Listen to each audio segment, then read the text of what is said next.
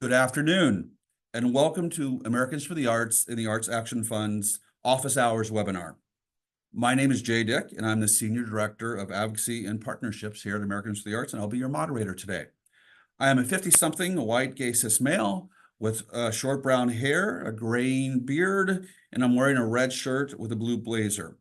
I am joining you from my alma mater, Grinnell College, which sits on the ancestral lands of the Mahaska people. I'm currently in an office with a blue background and two colorful photos. Americans for the Arts is committed to accessibility, and this includes our speakers offering visual descriptions of themselves, which makes the webinar more accessible for audience members that are blind or have low vision. Additionally, there are Zoom-generated closed caption for audience members. You can access the closed captions by selecting the CC button for closed captions in your Zoom toolbar. The webinar also includes live American Sign Language interpretation, which you can access with the globe icon in the Zoom toolbar and select ASL interpretation. Please click the interpretation in the Zoom bar and again, select American Sign Language. We thank our two ASL interpreters, Deanna and Kitty, for being here with us today. Today, we will have the Q&A feature of Zoom available for you to ask questions for our speakers throughout the webinar. We will do our best to answer all the questions either through the Q&A feature or aloud with the presentations shared from our speakers. This webinar is being recorded and will be available for you to review in the next week. You will also be able to find slides and additional resources on our website, and the link is being shared in the chat now. In the event that we don't answer all of your questions, please reach out to Americans for the Arts' Public Policy Manager, Olivia Tarpley, so we can keep in touch. And I believe her email is going to be dropped into the chat here too. As a reminder, this webinar again is being recorded and will be available in the next few days. So let's go on to our agenda. We're going to have two wonderful panels today. So we're going to start off, though, with Americans for the Arts CEO, Aaron Harkey, giving us some opening remarks. And then our great colleague, Nina Oslo-Tunsley, is going to have a panel on the Rhode Island ACLU law case that is currently going on. Then we'll have some time for Q&A. So please put Q&As as you're listening, your questions in the Q&A box. Then we'll switch to another another panel led by Tushar Swain here at Americans for the Arts about the impact of the IMLS and on the National Endowment for the Humanities. And again, we will do a Q&A to close out the sessions there. Just showing you some of our wonderful speakers that we have going on today. Again, we have Aaron, myself, and Nina and Tushar. We are your Americans for the Arts and Arts Action Fund staffs, and we're always here to work with you and help you with anything that you need with regard to advocacy on the federal level. Next, we have some wonderful guest speakers. We have Vera Edelman, who's the Senior Staff Attorney, ACLU Speech, Privacy, and Technology Project. We have Erica Lauren Ortiz, who's the lead of advocacy and governance programs for the Theater Communications Group, TCG. We have Kevin Maher, who's the Deputy Director of Public Policy and Advocacy at the American Library Association, and Alexandria Klein, who's the Director of Government Relations at the National Humanities Alliance. They're going to be wonderful guest speakers for us to learn from today. With that, I am very pleased to turn it over and get this webinar started by introducing our really new CEO of Americans for the Arts, Aaron Harkey. So Aaron, please join us. Thank you. Thank you, Jay. Good afternoon, and thank you all for joining our webinar. We're really grateful for your presence today, and an extra thank you to those that might be watching the recording after today on April 4th. As mentioned, my name is Aaron Harkey, and I am a Black woman with long braids, black sweater on with a white t-shirt underneath, and gold jewelry. And on behalf of the staff at Americans for the Arts and the Arts Action Fund, as well as our board of directors, I want to thank you for your partnership. As Jay mentioned, I'm super new. I've been on the job for just 2 weeks, and to say that I'm joining the organization at a pivotal moment for our nation and for the arts and culture sector is an understatement. We, like all of you, are deeply concerned by current efforts to politicize and reduce essential federal funding and support for the arts. I sent out a sort of statement to the field, but yesterday, but I just want to reiterate a couple of things that I think we know to be true. One, federal arts and culture funding is essential to a strong America, and eliminating or defunding cultural agencies ignores their critical role in supporting accessibility to the arts, cultural preservation, and lifelong learning. Public institutions must remain independent of political agendas. Imposing ideological control or content-based restrictions violates fundamental principles of artistic independence, freedom, and expression. The arts and humanities are nonpartisan public goods. Both Republicans and Democrats agree and recognize the value of our federal cultural agencies.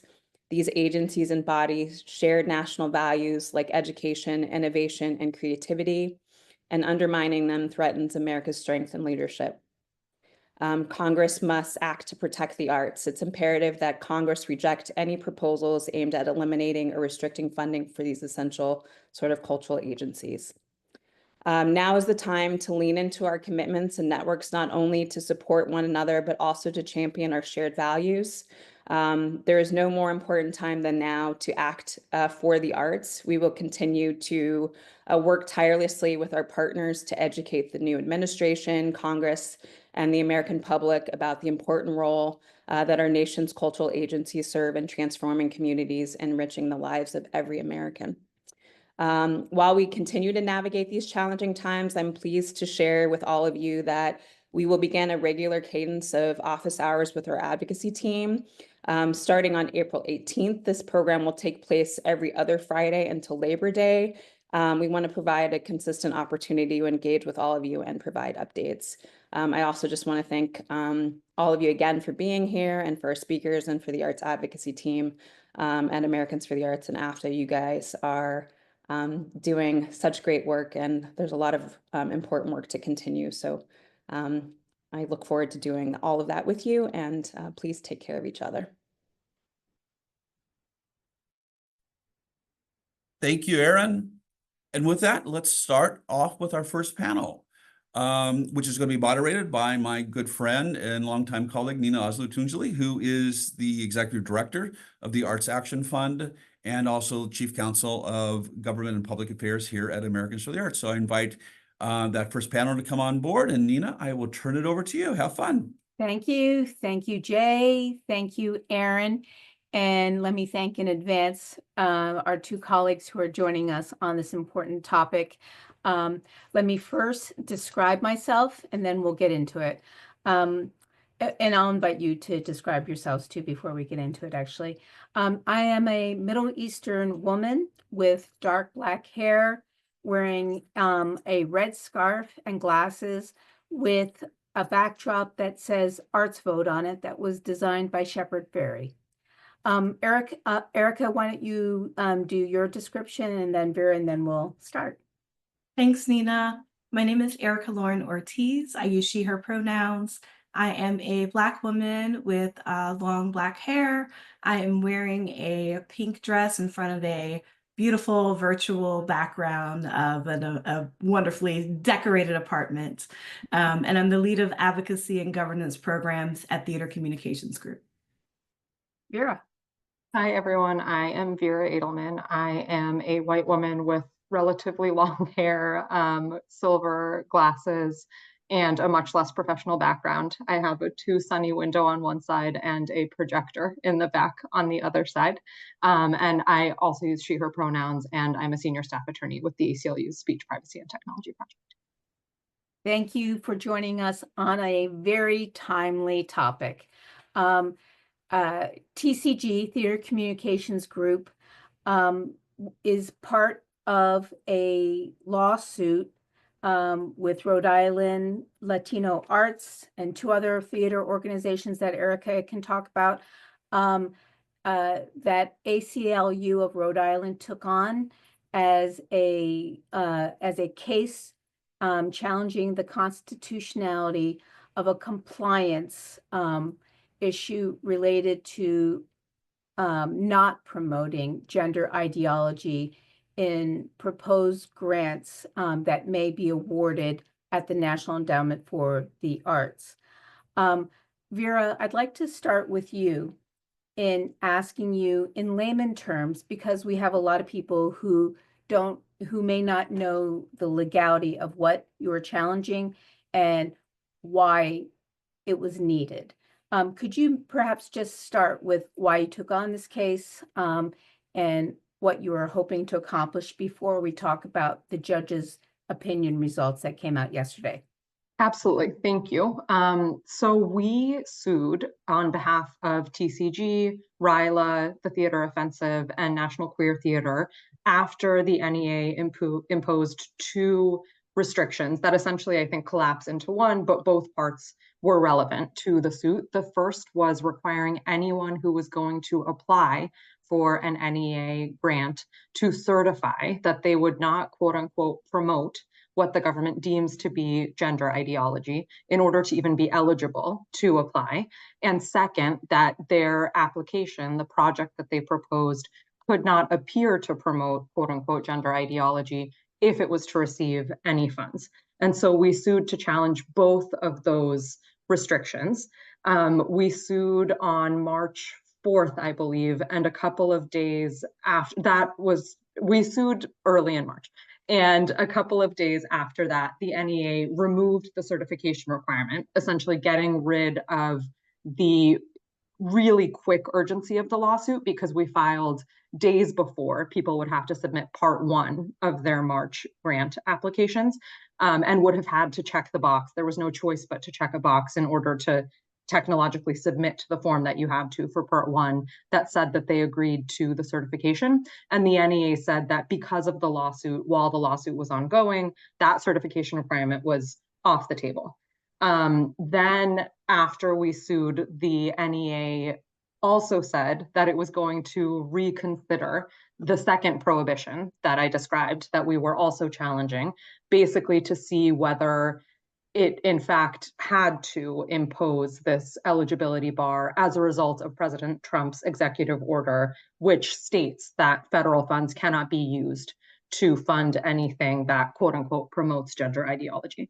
And the reason we challenged both, to answer your initial question, I'm now realizing I didn't quite answer it, was on 3 grounds. So the first was that it violated what's called the Administrative Procedure Act, which lays out what authority an agency has, what an agency can do within sort of the framework that Congress establishes when it creates the agency. And here, the NEA only has authority to decide what to fund based on artistic merit and artistic excellence. And our argument was that imposing this viewpoint-based ideological eligibility bar is not consistent with that. Congress didn't give them the authority to do that. And we also argued that it violates the First Amendment to impose such a viewpoint-based eligibility bar. The government doesn't have an obligation to fund art, but if it chooses to fund art, what it's doing is facilitating private speech, your speech, and it can't choose whether to grant or deny applications depending on whether or not it likes the message that you're expressing. That's our argument there.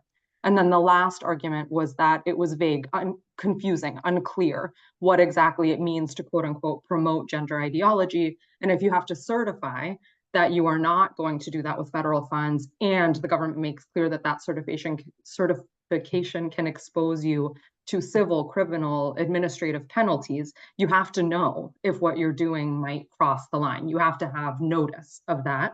And there has to be actually restrictions on the government administrators that are deciding if you cross that line. Thank you for that. There was a 1-month period between ACLU of Rhode Island filing and yesterday's court decision. Erica, could you talk a little bit about how your theater community across the country, and this also applies to arts organizations of all disciplines, but since you're here representing theaters, I'm going to ask, what what were the questions that were being raised that caused this kind of confusion and concern? Sure, thanks, Nina. I think that really since January and the federal funding freeze, our theaters have been in a state of confusion, and that we've learned from Vera is a legal term, a state of chill. And they've had this chilling effect of whether to apply, whether the agency itself would be in danger as they paused and reviewed how they would distribute federal funding. And so part of the decision making for TCG is that we received about 1,000 folks that register for our webinar. And we asked them, how will this affect your theater? What are you thinking about? And there were tons of folks who said, I really just can't morally consider whether or not to promote that. What I'm doing is promoting gender ideology. We have trans folks who work in our theaters. We have LGBT folks who work in our theaters who are going to be affected by this, whether we choose to apply or not to apply. What do we do? And so I think a big part of this has been the confusion that it's caused and the chilling effect that it's had on all of the theaters as they try to evaluate also if programs that they're currently doing are going to set them up as a target for some sort of retribution or action. Yeah, thank you for that. So you got a very early win, Vera, when the NEA dropped its compliance. Congratulations on that. But within a month, it turns out that that dropping of the compliance caused an issue with the judge in terms of its ruling. Do you want to talk now about what the judge's ruling was yesterday, both from a point of view of the immediate effect, because on Monday is the deadline at 11:59 for arts organizations across the country, if they want to apply, nonprofit arts organizations and governmental, if they want to apply, that's the deadline to get it in. And then let's pause after that and we'll talk about the future ramifications. Go ahead. Yes. So as I started getting into a little prematurely in the last answer, after we filed, in addition to removing the certification requirement, the government said, we are no longer imposing this eligibility bar either. As of April 7th, when you have to submit the application, it will not be live. However, we are going to go back through an internal process to decide what we have to do to implement the executive order, whether we have the statutory authority to do anything, how it will be consistent with any court orders that come. And we will make that decision internally by April 16th. We will announce it and implement it on April 30th, and it will apply to the April 7th applications. Retroactively. Retroactively, correct. Even though we don't know what that is. So we went to the judge and we said, our clients need clarity, basically, our clients and others, but we can represent what our clients need to the court. And we asked for an opinion before April 7th. And we explained that because people don't know if the gender ideology prohibition will be reimposed, it will affect, likely, certainly for some of our clients and likely for TCG members and others, what they choose to pitch to the NEA. If it's possible that anything that promotes what the government deems to be gender ideology will be off the table, arts organizations may choose not to pitch that because they really need the funding. And we also, the government argued, this is getting a little bit into the legal weeds, but basically the government said, there's nothing to see here. We got rid of the thing that you're challenging, so it would be premature and odd for the court to do something. There is a doctrine that's called voluntary cessation that essentially says when the government is playing games to manipulate the court's jurisdiction, the court should basically ignore the temporary rescission unless it is clear that there is no reason to think that it will reimpose exactly the same thing. And the judge in the order issued yesterday agreed with us that the government had not met that burden here, that there wasn't enough of a reason to think that it would not reimpose exactly the same prohibition. The judge also said that we were likely to win on our First Amendment and statutory claims. And just to be clear, likely to win is the standard at this stage. So that's why he says likely as opposed to do in fact win on the claims. He also said that our clients were experiencing harm that could not be remedied at a later stage, because that's typically how courts think about First Amendment claims. If you can't speak, the fact that you can't speak won't be solved by paying you money down the line. And then very unusually, he says that we lose on the other preliminary injunction factor, which basically asks the court to weigh what is called the balance of the equities and looks at essentially what is equitable, what is fair for the government versus what is fair for our clients.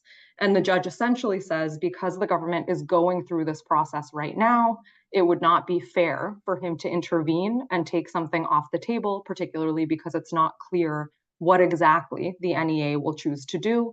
He says it's possible that the NEA will choose not to reimpose the bar, in which case there's nothing for him to do. It's possible that the NEA will reimpose the same bar, but of course he's just written an opinion saying that that would likely be unconstitutional and unlawful.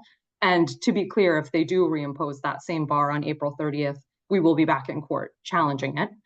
And he also suggests that there's a potential middle road, as he puts it, that would allow the NEA, where the NEA could choose to, quote unquote, take into consideration whether a particular project proposal appears to promote gender ideology, but not necessarily use that as a bar or as give it any particular weight. We would, I think, argue that that violates the First Amendment and the APA for exactly the same reasons. And it remains to be seen what the judge will do if we do get to that circumstance. But as it stands on April 7th, there is no eligibility bar, but it may come into play in some form or another on April 30th. And depending on the exact form, we will likely be challenging it if it gets reimposed. So in some ways, you could say you've imposed a chilling effect on the government to not reimpose. I like that. Let's go with that. Okay, so I'm going back to you, Erica. If you want to add anything about what Vera said in terms of, okay, on Monday is the deadline of what arts organizations should do if they were planning on applying based on the criteria of grants for arts projects. Do you want to add anything in terms of, or recommendations to organizations of what to do? Sure. And I think that's part of what is so challenging about this moment is that we can't offer any definitive advice to theaters that may be making this choice and making this decision right now, or arts orgs who are thinking about applying.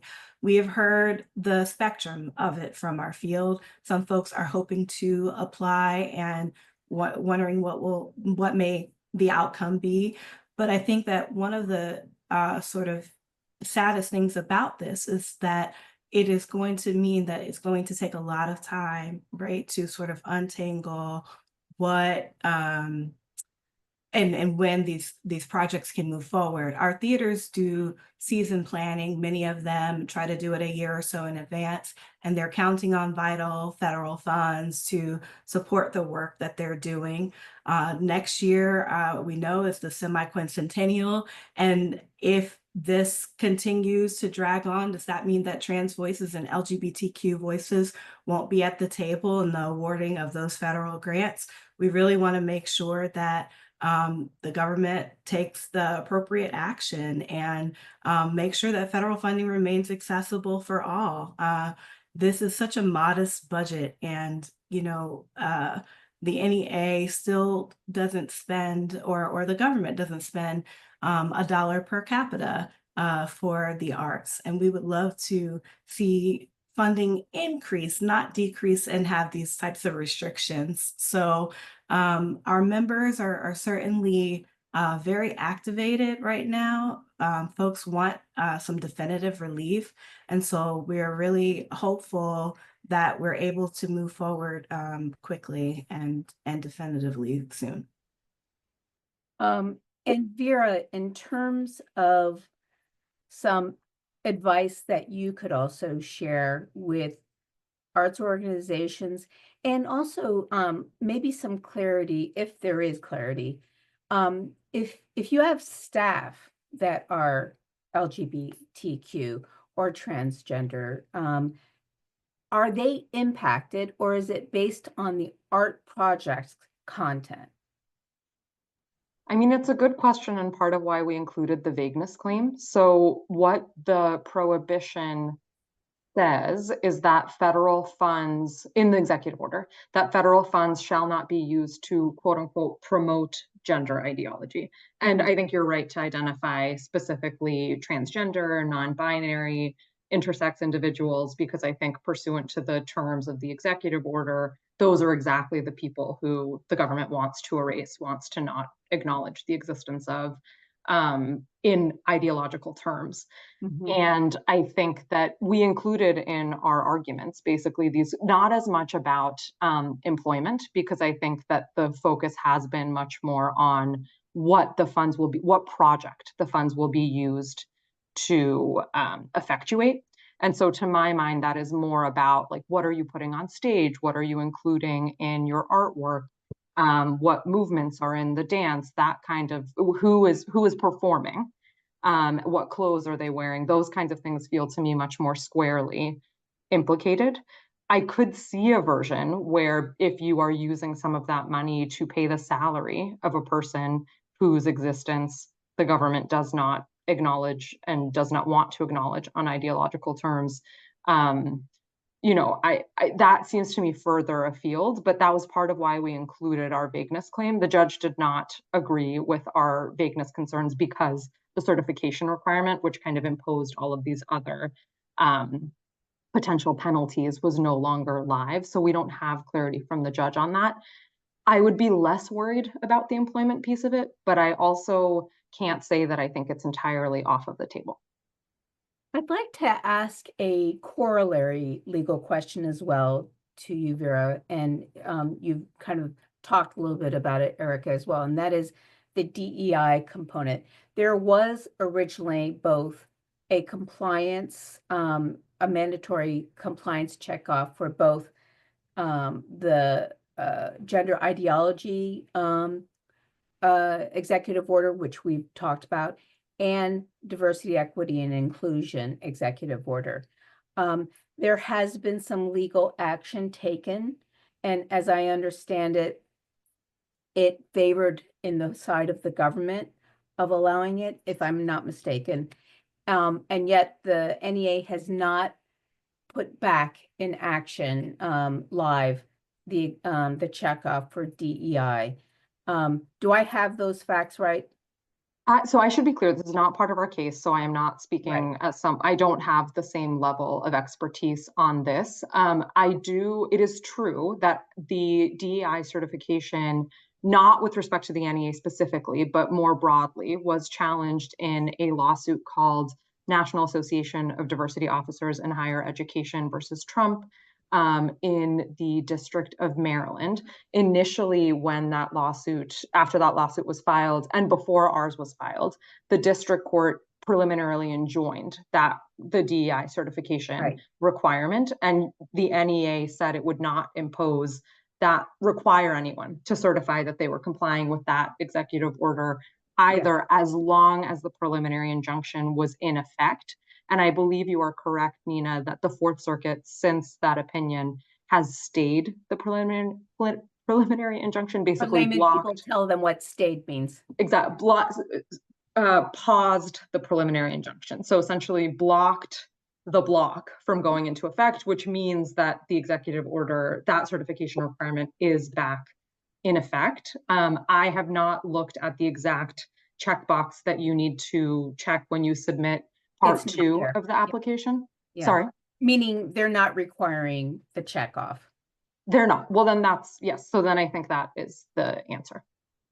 But what does it kind of foretell to you, where they theoretically could have that checkbox still in effect as a result of the appellate decision, but they didn't make it? live. It might foretell something that they may not do it also for.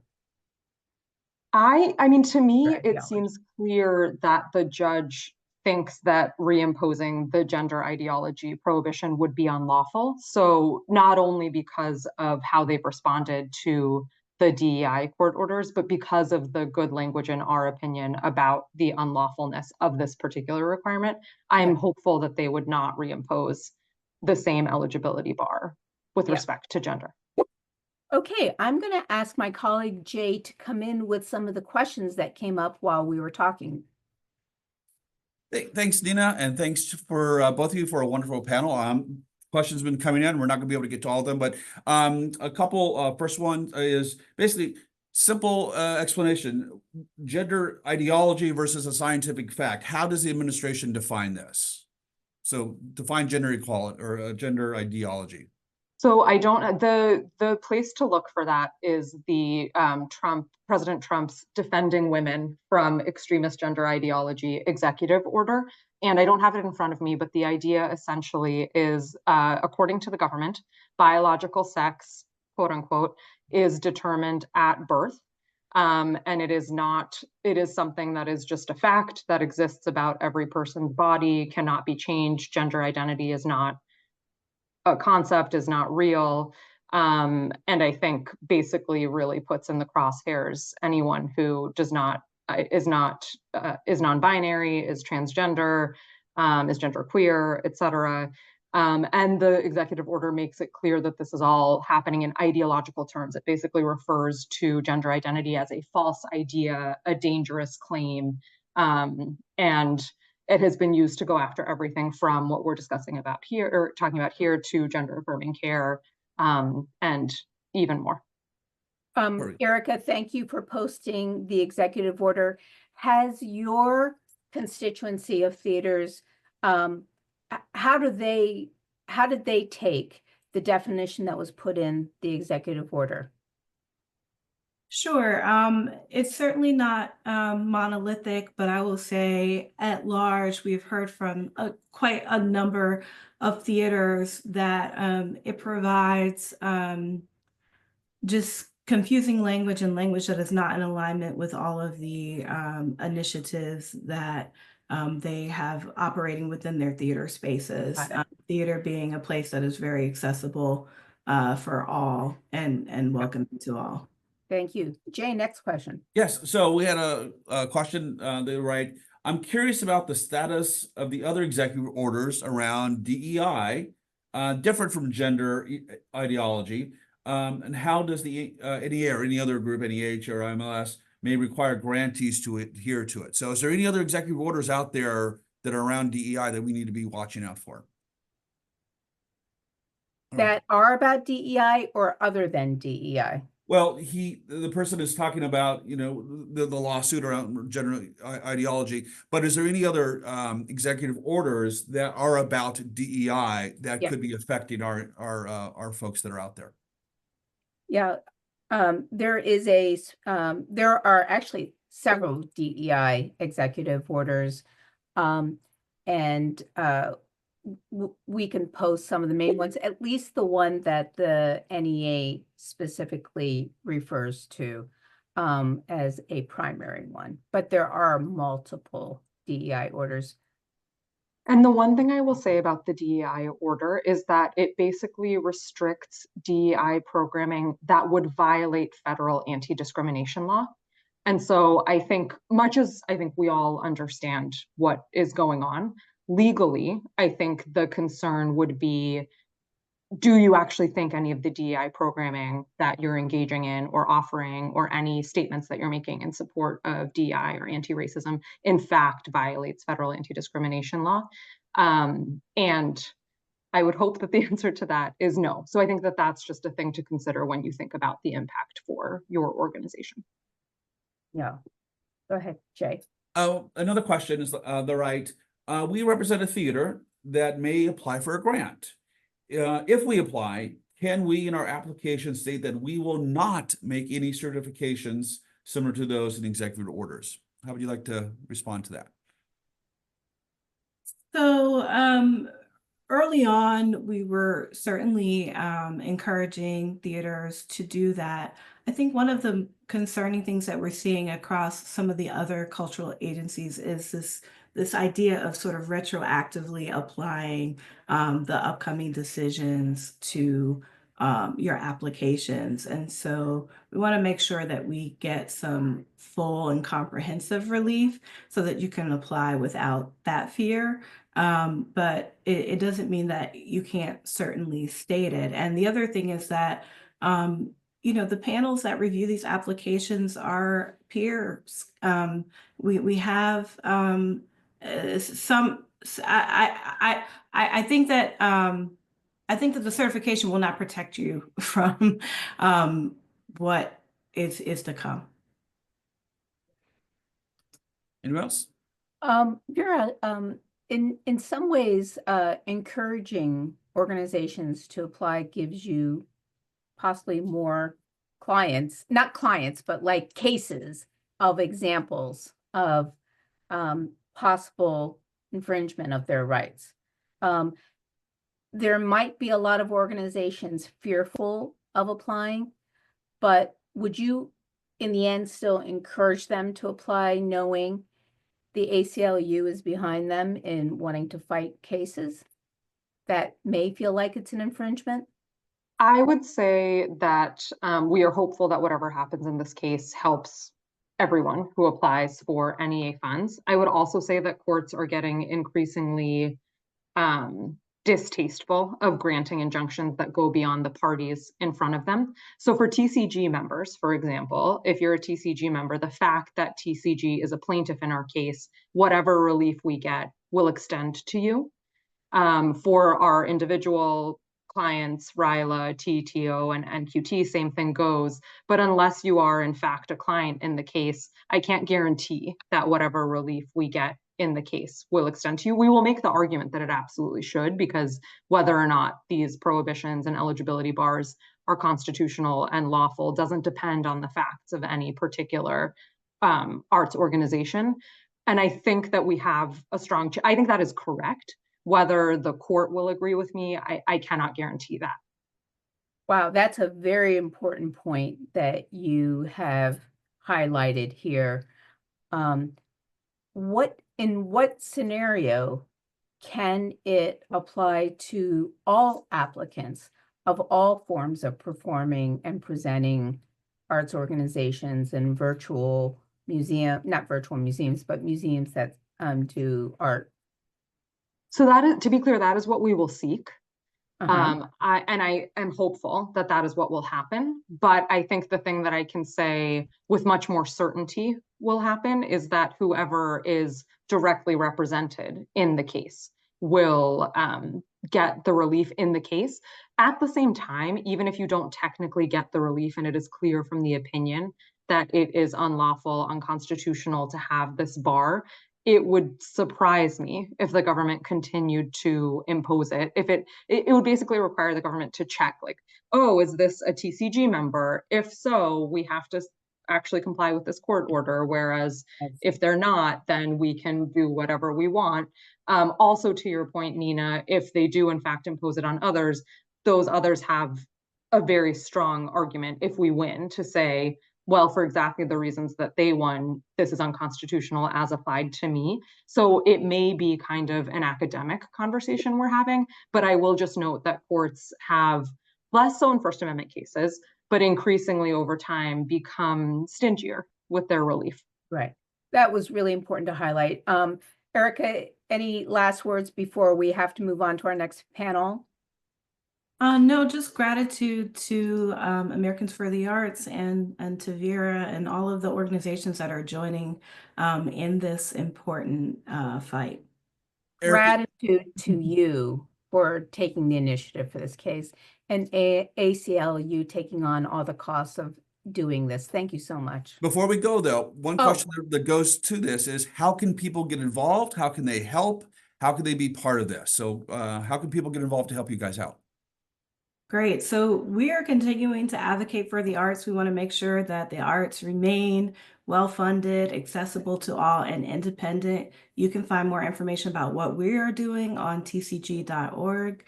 And then I'll let Vera tell you how to follow the case and where to check out things on ACLU.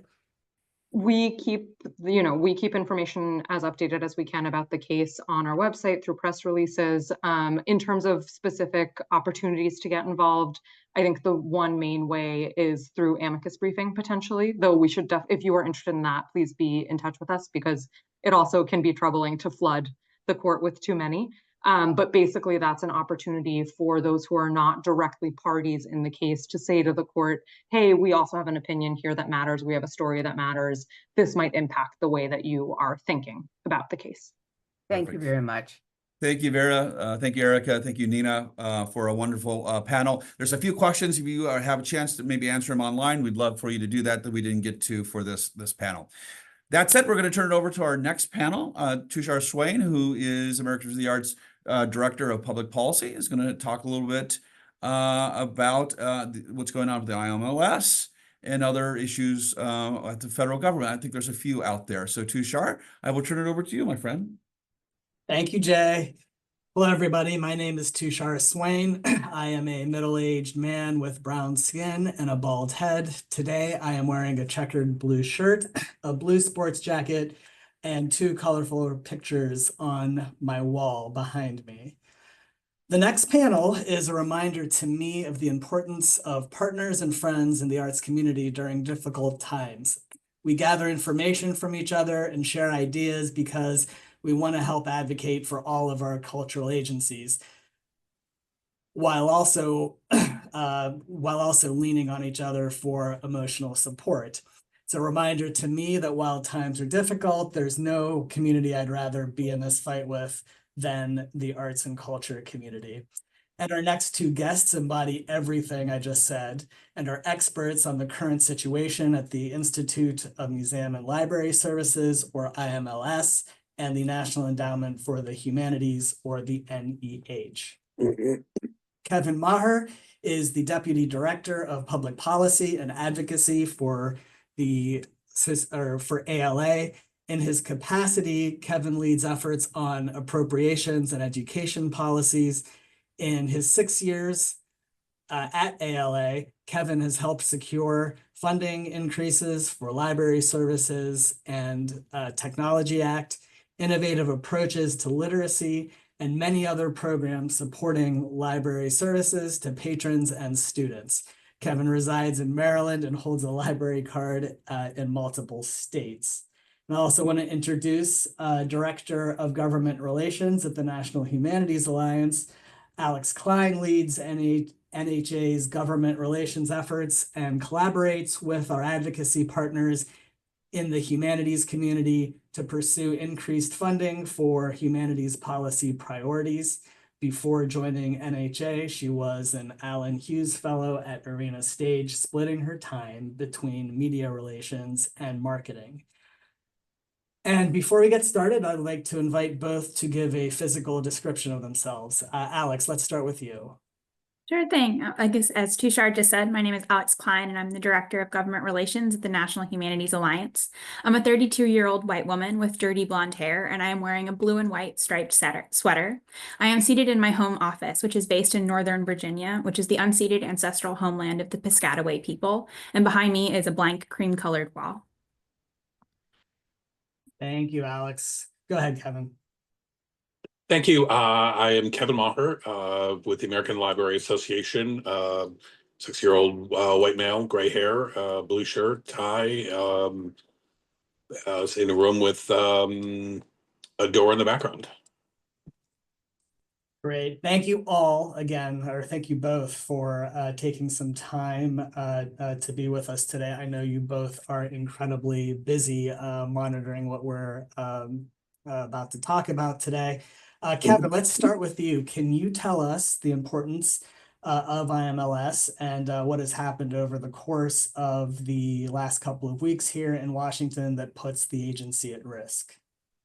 Sure. So the Library Services and Technology Act, which is the part of the Institute of Museum and Library Services. They received about 211, well, they received $211 million out of 268 million of the full agency, and that provides sort of a baseline level of services for libraries. Most of that funding goes back to the states in a formula funded delivery to the states, and the states get to, the state library agency develops priorities for each state. There aren't a lot of strings attached to the funding, so it allows states, whether they want to provide access to, say, hotspots or access to statewide databases, maybe in rural communities.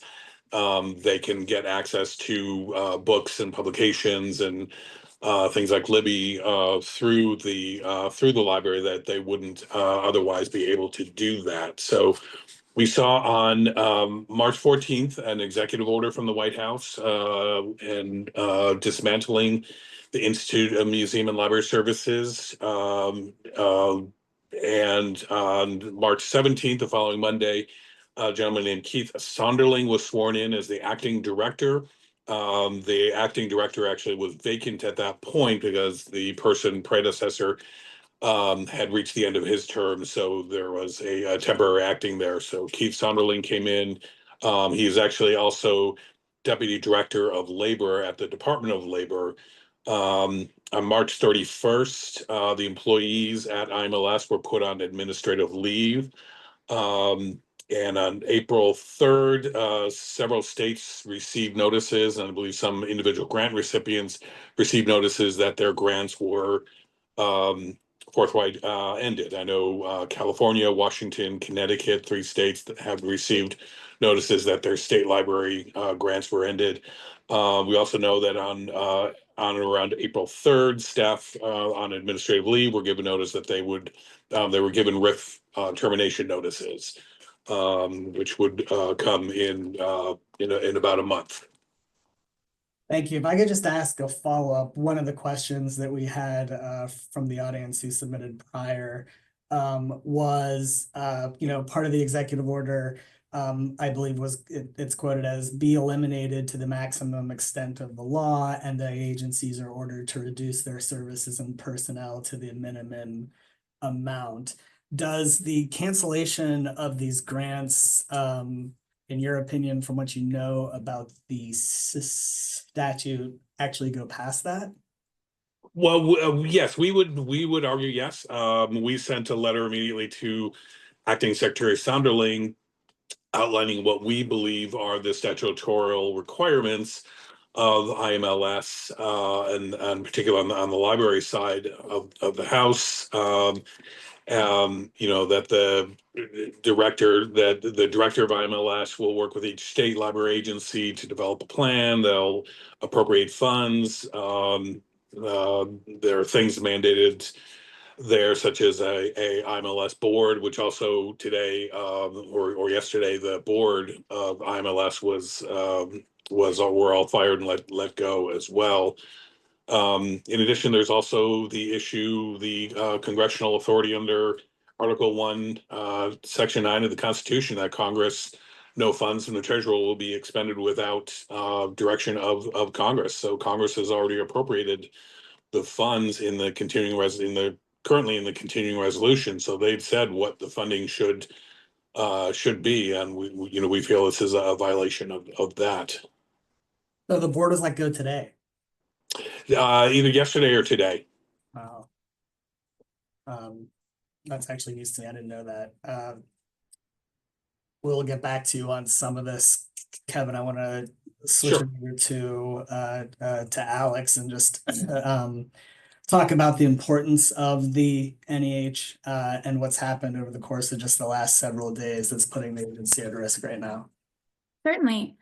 So for those who might not be aware, the National Endowment for the Humanities mission is to strengthen our nation by supporting high quality projects and programs in the humanities and by making the humanities available to all Americans. And the NEH fulfills this mandate by funding cutting edge research, professional development for thousands of educators, the preservation of cultural heritage, and public programs that deepen our understanding of history and culture, just to name a few. And it's important to note that the NEH and its work are congressionally mandated. The NEH and the NEA were created by the National Foundation on the Arts and the Humanities Act of 1965.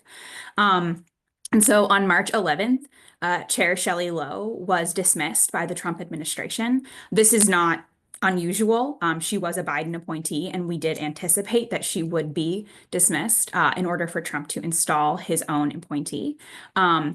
However, instead, we had an interim appointee, an interim acting director appointed, and that's Michael McDonald. Prior to his appointment, he was the general counsel at the NEH, and he is a longtime NEH employee. He's been there for more than 20 years. And prior to that, he was a scholar of the Italian Renaissance. And so after that, we believe either the 12th or the 13th, although we're not entirely sure, the Department of Government Efficiency did make its way to the National Endowment for the Humanities.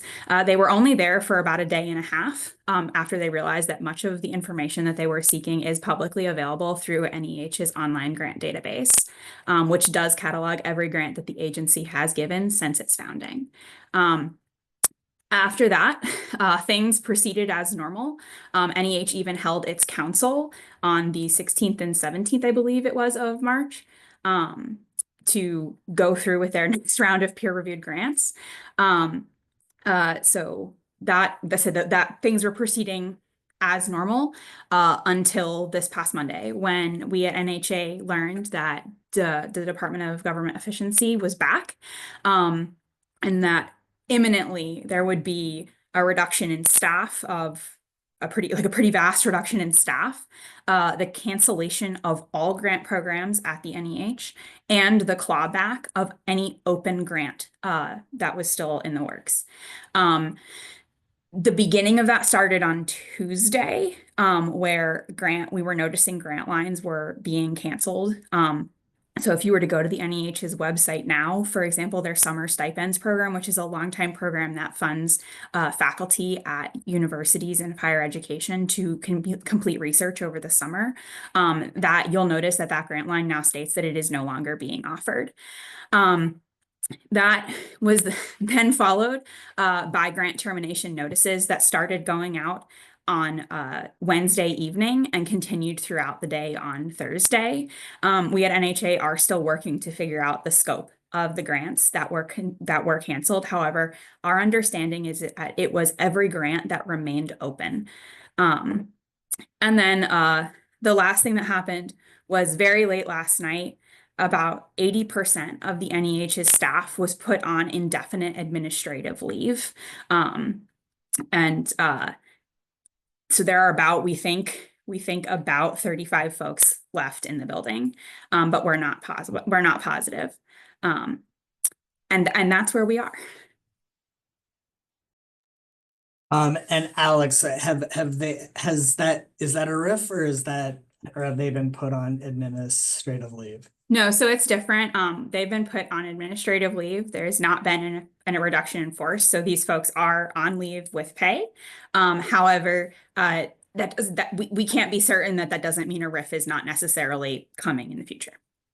Understood. So, and then just trying to compare and contrast and see if we can put any sanity to the process, probably not. But with IMLS, they've been put on administrative leave for 90 days. Is that right?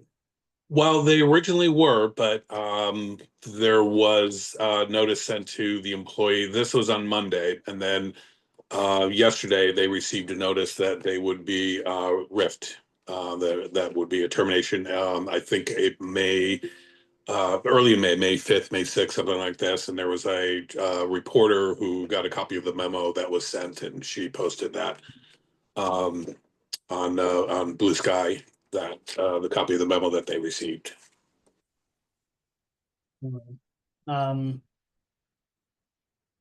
I guess, one of the questions that I'm seeing a lot of questions in the chat, and you probably can't completely answer this now, but just any advice on, folks who do have open grants, Alex, on what they should be doing.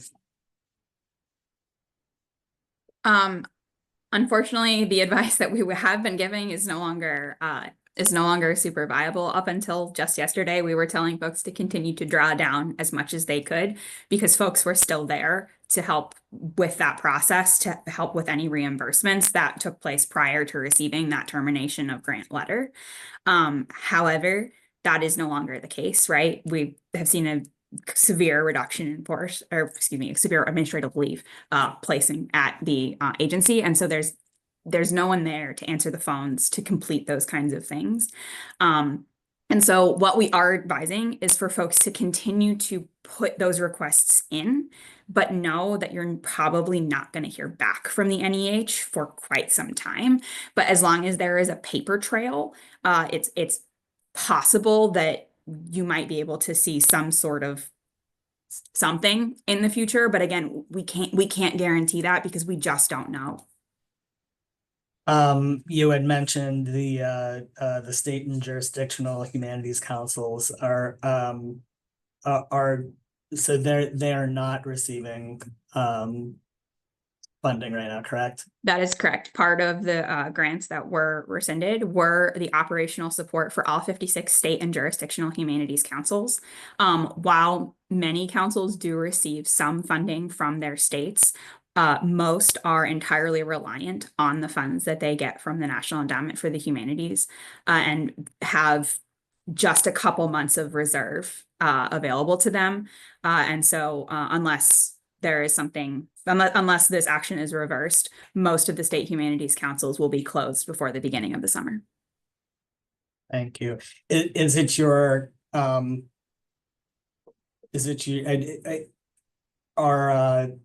are they required by law to receive those grants? Yes, that's correct. Part of that founding law actually does create the state humanities councils. And so those that funding not only is the 60-40 split required by law, but it actually goes to the councils very specifically. And so this has all been done on the NEH side without in executive order. Is that right? Yes, that is correct. No executive order has been issued. And have you heard anything? Are they going to supplement this with an executive order? Have you heard anything along those lines, one way or the other? We had heard rumors that there may be an executive order coming, but at this point, we're not certain, seeing as they have accomplished all that they would have set out to do with an executive order already. Kevin, you were on the Hill. Tell us a little bit about your Hill Day and what you're hearing on the Hill regarding IMLS. Yeah, I think, well, it was well timed because they're about to turn towards the FY26 appropriations process. And I think on Thursday, members of Congress were eager to talk about something other than the crashing stock market. So having librarians come in. But, I found whether we were Democratic or Republican offices, I did a number of meetings myself, everybody knew about the situation with IMLS, and even the Republican offices were familiar with what was happening. There was definitely concern in a lot of offices. There had been a letter that had been signed by Senators Reid, Collins, Murkowski, and Gillibrand defending IMLS. There was another House letter led by Congresswoman Dina Titus and Suzanne Bonamici with about 127 signatures in the House there. So there's definitely a lot of concern, and offices want to know what was, if their state library agency had received funding. They want to know if the word litigation, if there is any litigation, and what's happening there. But I was sensing from Republican staff that I talked to that there was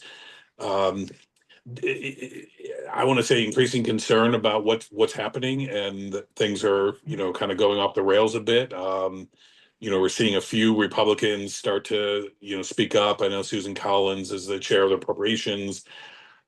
She's definitely made it known that her concern about the constitutional authority of Congress and appropriations is being thwarted by the administration illegally. So yeah, that was it was good timing that we had news to share that day. And you're saying that you are hearing that from Republican offices, this concern? Oh yeah. Okay. That's good to hear. Before I bring Jay back in, just Alex, have you been in touch with the Hill and what's their perspective on what's going on with NEH? I've been in touch with a lot of our contacts on the Hill. We rely on the support of the Congressional Humanities Caucus, which is chaired by Representative Dina Titus, a Democrat from Nevada, and Representative Mike Carey, a Republican from Ohio. They are both well aware of the situation and are working the levers that they can in order to make a lot of noise. The state humanities councils have also been doing really great in that regard. All the state humanities councils have such wonderful relationships with their members of Congress, and I know that they have been hearing from them. Otherwise, in the Senate, we also know that Senator Jack Reed is well aware, and that he is also working to help raise awareness and to make the noise that he can make as well. And my understanding is that a letter should be circulating in the House.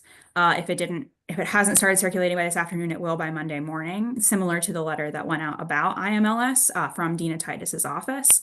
And I believe that Senator Reed is working on a letter as well. Great to know. Thank you, Jay. Thank you, everyone. That's been a wonderful panel full of great information here. So getting a lot of questions, and the biggest category is there going to be a lawsuit? What's going on? I think there's a little lawsuit envy from the Rhode Island case out there. So is there going to be a lawsuit? What is our future proactive stance going to be to combat this? I'll say, I'll share some news. I just learned about the start of the call. 20 states attorneys general have filed lawsuit about IMLS, the situation there. I know other entities are considering that and looking at that. I haven't read the lawsuit yet, but I just found that out about a half hour ago. That we'd heard that they were looking at that, but we're pleased to see that they're acting so quickly on this.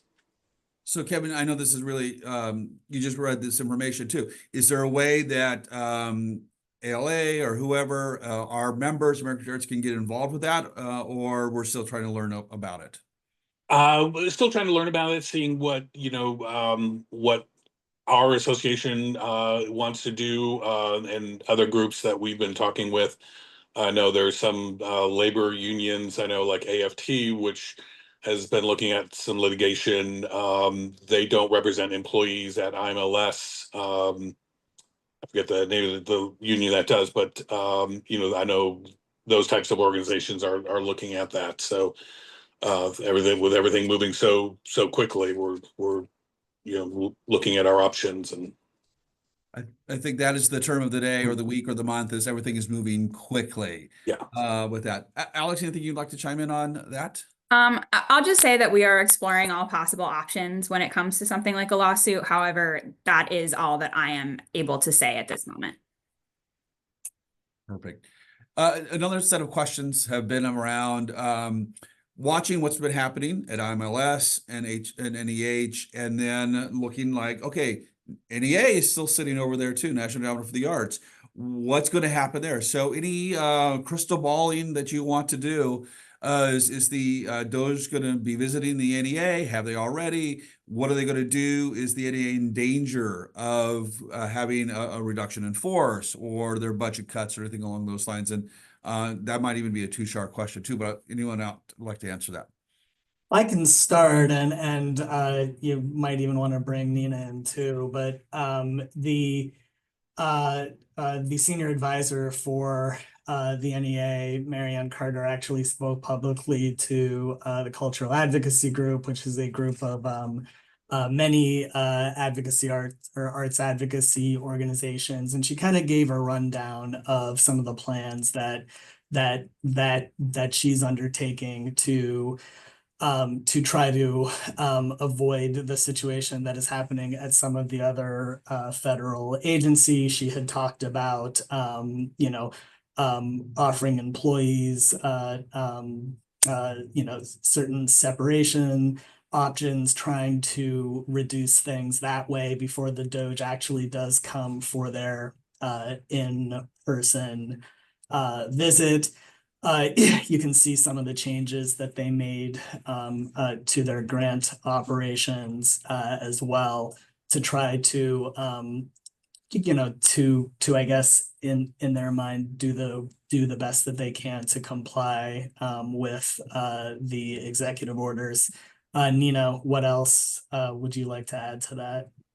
Yeah, I mean, the first thing I would say is, first, Doge has not visited the NEA yet. That's number one. Two, this is the only cultural agency that got a Trump appointee from day one. Three, she's very experienced because she used to be the NEA chair during the first Trump administration. So what she's been doing is getting several steps ahead, keeping in step with a lot of what is needed for the arts community, and trying to find a balance with what the Trump administration is doing, and seeing if there is some kind of a balance that can be made. The other thing is the things that you mentioned, Tushar, in that she, as of, I think it's today, it could have been yesterday, is offering voluntary separation options, voluntary early retirement, with very good kind of financial packages, but nobody wants to have to leave, and buyouts. This is in order to avoid having to choose who might need to get laid off. If she even has that option, that's not even a given. But if before Doge comes to visit, if she is able to say, look, within 2 weeks of coming on board with the administration, I revamped the guidelines.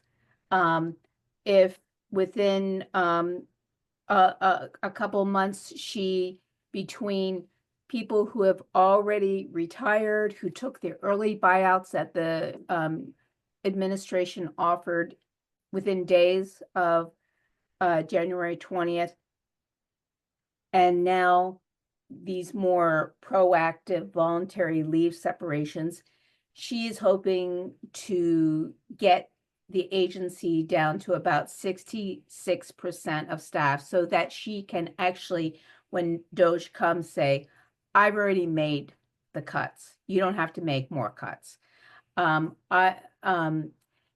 the other thing is that she is very involved in some of the things that the administration cares about, like America 250. That doesn't mean all the grants, proposals that are coming in through grants for arts projects have to be America 250, and she has made that super clear. But there is a task force that was created by executive order that the head of IMLS was supposed to be on, the head of NEH is supposed to be on, and she is there as a live person, being able to be very proactive, involved in that. I think some of those things might help have a slightly different take, or I could be completely wrong and you could see the exact same thing happen. Alex or Kevin, any comments you'd like to chime in with that before I go to the next question? No. Okay, Kevin, I have a next question. I think starting out for you though. So lots of questions about folks that have IMLS grants that they've gotten those letters saying, they're terminated. We are, ending these, or even asking for money back. What should folks be doing about those? Is there hope that these will be reversed in the future? how do you see these, and how do you see these grantees trying to respond to that?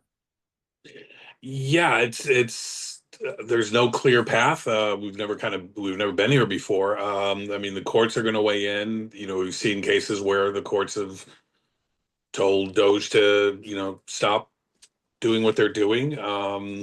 Whether administration follows that, where we have a tracker that we've started compiling what we've been hearing as these grants that have been rescinded.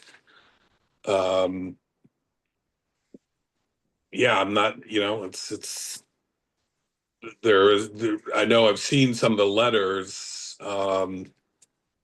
that mentioned kind of ominously that an audit may be conducted of the grant. That's kind of that could be a very warning and troubling message to include on there. But A little follow-up to that, Kevin, is should folks be trying to spend down their existing grants where they've not gotten a termination letter? Any thoughts about that, or Alex, anyone? Yeah, I mean, I would there's nobody there at IMLS to help you answer any questions, but if you haven't received it, then you might want to try and use it.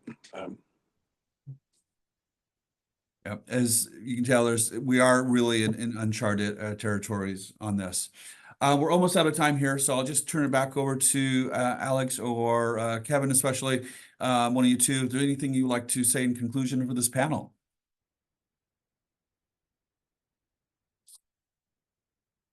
It's really unprecedented right now, and as you can see, go ahead, Kevin, if you want to say something.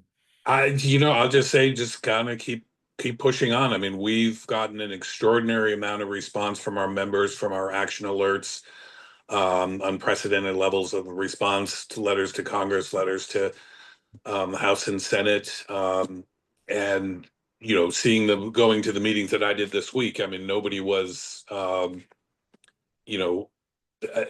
the staff knew what was happening. So we're getting through. Eventually, I hope more Republican members of Congress will get through and start reasserting their role in the process. But you just got to kind of keep going and not give up hope. Yeah, I'll just echo that and say it's really important to keep pressing on, even though it's quite grim. And that your members of Congress want to hear from you. And so I know that ALA has a really great action alert out. We also have one as well. I believe the links have already been put in the chat. And so keep letting your members of Congress know they want to hear from you. They don't want to hear from me. They want to hear from you. Thank you, Alex. That sets us up for how we're going to end out this webinar. But before we do that, Alex, Kevin, Tushar, and Nina, of course, thank you again for being part of this panel and offering your great expertise on this very unknown and challenging times. So as we close out this session, I just want to point out a few different things that are going on, what you can do. So there is Take Action. If you want to go to artsactionfund.org/arts/action/center, you can write to your members of Congress to let them know how you feel about these executive orders. It is the time is now right to start doing this. We are seeing where the president might not be spending the money. That's impoundment. So encouraging Congress to stand up for the power of the purse and to protect their constitutional powers. Additionally, we have some other resources. We have a breaking news timeline that is available on the Arts Action Fund's website too. So the links is there. That is updated almost instantaneously when there is breaking news, and it is a wonderful timeline that you can see everything that is going on and what has been happening there. We also have a comprehensive guide of executive orders, FAQs. So want to get a full understanding of, there's over 100 executive orders right now. Which ones affect the arts? How do they affect the arts, and what the status is? Is there a lawsuit? Is there anything along those lines? So there's lots of different things, a lot of different resources that will be available to you to be able to help be a great advocate for this. And we will need you. We will need everyone to be an advocate. So please share this link to the Action Center. Please tell all your folks that it is so important for everyone to get involved now, because we do have to let our members of our Congress know how valuable this is. Again, I want to then now close out the session by again saying thank you so much for spending some time with us on this Friday afternoon. Come back in 2 weeks. We will be doing this again. It's going to be at 2 o'clock Eastern on Friday, April 18th, and then 2 o'clock then every other week. So mark your calendars for that. And we look forward to having you with that. So with that, thank you. Thank you for all that you do. Thank you for continuing this journey with us. We will need you in every step of the way. And with that, have a great rest of your weekend. Bye-bye.